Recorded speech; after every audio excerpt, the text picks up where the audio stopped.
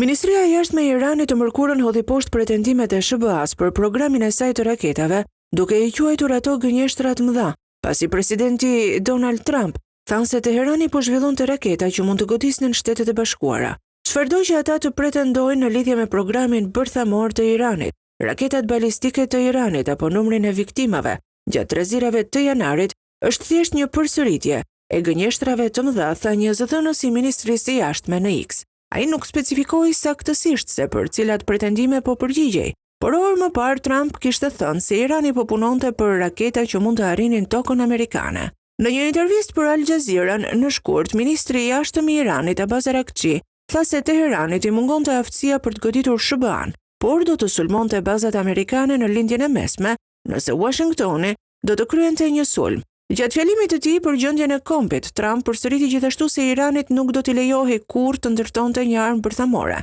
duke thënë se udhëheqësit e Teheranit në këtë moment po ndihnin përsëri ambicjet e tyre të liga bërthamore. Irani ka mohuar vazhdimisht se po kërkon një armë bërthamore, por këmbgul se ka të drejtë të përdorë teknologjinë bërthamore për qëllime paqësore. Presidenti amerikan pohoi gjithashtu se autoritetet iraniane vranë 32.000 njerëz gjatë një vale protestash që filluan në dhjetor dhe arritën kulmin më 8 dhe 9 janar. Zyrtarët iranian pranojnë se më shumë se 3.000 viktima janë regjistruar, por thonë se dhuna u shkaktuan nga akte terroriste të nxitura nga Shtetet e Bashkuara dhe Izraeli.